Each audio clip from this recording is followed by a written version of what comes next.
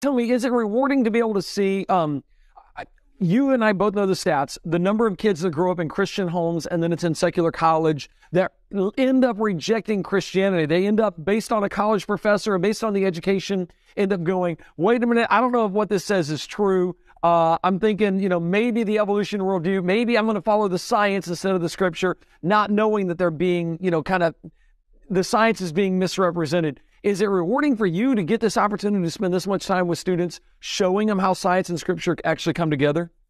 Oh, I mean, it's extremely rewarding.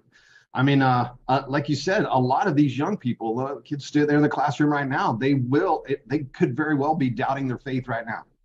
They could be doubting what is in the Bible because, again, what science is teaching is a completely different history of the world. And if we can't trust the history that's recorded in the Bible, how can we trust the plan of salvation that's recorded there? I mean, it's so I've long considered myself kind of preparing them for college. That was at least in the beginning. I figured, I'm preparing these kids for further challenges when they get up into college and give them some of the answers to some of these challenges before they get there. But I come to learn later that those doubts start long before college. And they start long before high school. It's back in middle school that these students really start first having doubts about whether the Bible is true at all. And so it's a faith-saving ministry for sure. You could call it that. I mean, evolution, I would say, is the single biggest impediment that prevents someone from coming to Christ. And today, it's the single leading factor that leads to a loss of faith for young people that have grown up in the church. And it's convincing.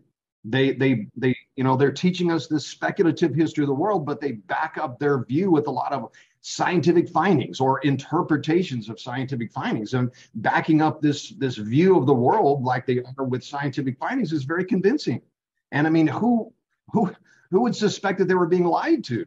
That their teachers were lying to them, that these scientists are lying. They know they don't have the evidence to support this theory and to be able to teach it as an absolute fact the way they are. I mean, they can't even explain the origin of life.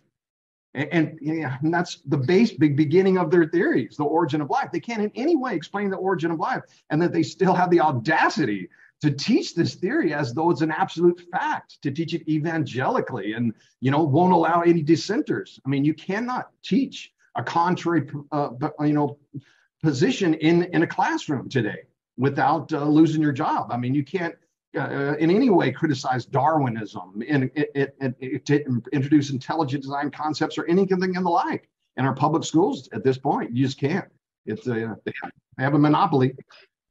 Monopoly is a perfect word. I was going to say, I wasn't thinking of that word, but it is frustrating when you see all of the television programming, all of the secular scientists, they are shoving one agenda down our throat, and it is a naturalistic, no God worldview. And then they say, hey, you're welcome to believe in your God if you want, but if you want real science, follow this.